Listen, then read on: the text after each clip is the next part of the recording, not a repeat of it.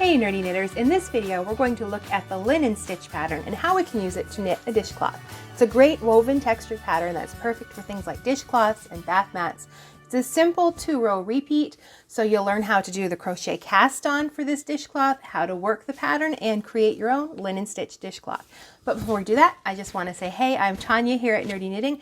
I'm a certified knitting instructor and a knitwear designer, and my goal is to help you become a confident, adventurous knitter. All you'll need is your favorite dishcloth yarn. I love Knit Picks Dishy, so if you're looking for a great all-purpose yarn that's great for knitting dishcloths, then this is a good one for you. You'll also want knitting needles that's good for the size of the yarn you're using, and in this case that would be a US 8 or a 5mm. And you'll want your copy of the pattern as well. You can find a link with instructions for how to get your copy of this pattern down below in the video description box. Here's a closer look at the dishcloth. The linen stitch pattern uses slip stitches when you slip with the yarn in the front, and it creates this sort of woven texture. And then on the back, it looks like seed stitch. So it's a nice dense fabric. It's really nice for dishcloths or bath mats or anything where you want a thick woven fabric. And for this one, I used a crochet cast on edge because it makes like a little chain along the bottom, and we're slipping the first stitch of each row to continue that chain and the basic bind off across the top. So we get a nice chain edge all the way around. The pattern itself is really simple. It's only a 2-row repeat. So to start this pattern, we're starting with a crocheted edging, and that's just made by using a crochet hook to cast on our stitches. So you're going to start with a slip knot and put it on your crochet hook.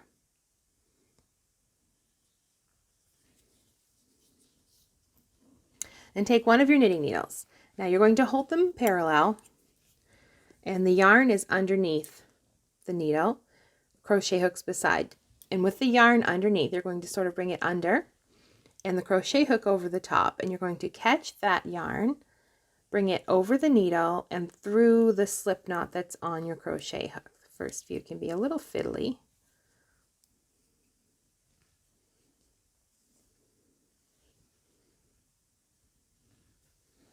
There. And then you move the yarn to the back again, and we have one stitch cast onto our needle. And you just repeat this process for all of the stitches. The yarn's behind, we bring it around and grab it with a crochet hook, pull it through the slip knot that's on the last stitch. It's on the crochet hook, bring the yarn back behind again, and repeat this. And the pattern will tell you how many stitches to cast on. So for the crochet cast on, you cast on all of the stitches you need minus 1. So when you've cast on enough stitches, minus the 1 that you need, that last stitch is the stitch right here. You're just going to hold them parallel and slip it right on there. And that counts as your last cast on stitch. So once you cast on, you're ready to work the first row. Now this pattern is a simple 2-row repeat. We're going to start by slipping 1 with the yarn held in the back. That's for our edging. And then across the row, we will knit 1, bring the yarn forward, and slip 1 purlwise, inserting just as if we're going to purl, but we're not going to purl that stitch. We're just going to slip it. Yarn to the back, knit 1. Yarn to the forward, slip 1, yarn to the back. Oh, knit 1, bring the yarn forward, slip a stitch. And you repeat that across all of your stitches. And your final stitch should be a knit 1. And that is your right side row. You're going to do that for every right side row. And what that does is it creates, you can see there's a knit stitch, there's a stitch that slipped when we brought that yarn to the front. So it gives us that little woven, it gives us that woven texture, and there's the yarn that's carried across. We knit, we slip, we knit, we slip, and that creates this texture on the front. Now to work our wrong side rows, turn your work, get your working yarn.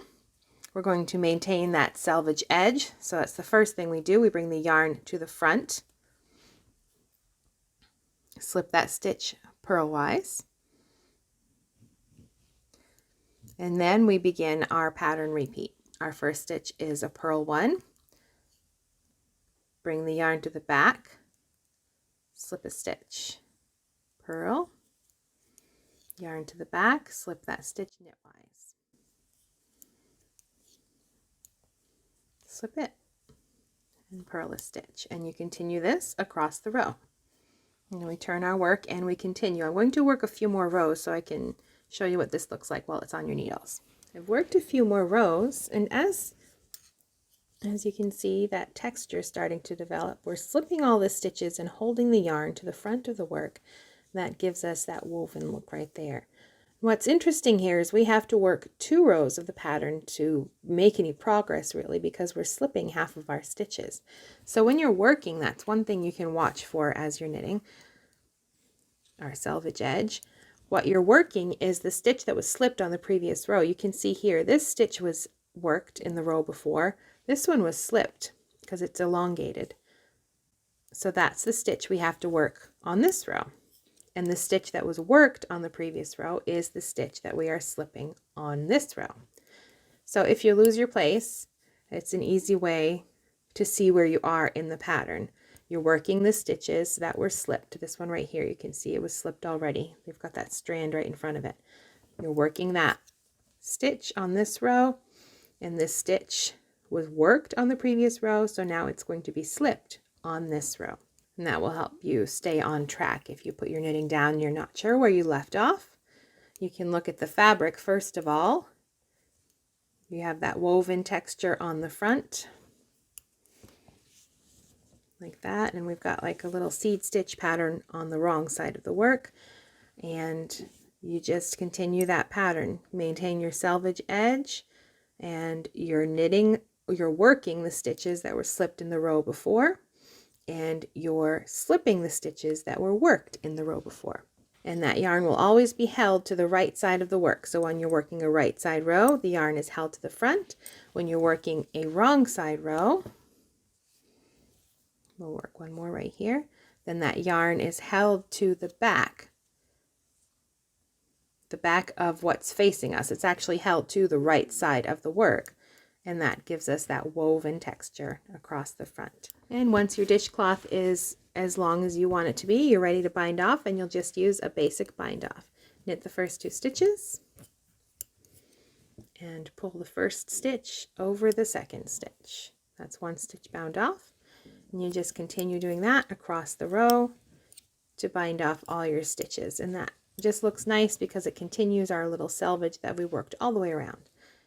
Now you're ready to knit your own linen stitch dishcloth. Be sure to grab that pattern that I've linked down below and start knitting today. And if you're looking for more knitting patterns for dishcloths, be sure to check out these videos that I've linked right here. And if you like to get nerdy with your knitting, be sure to subscribe.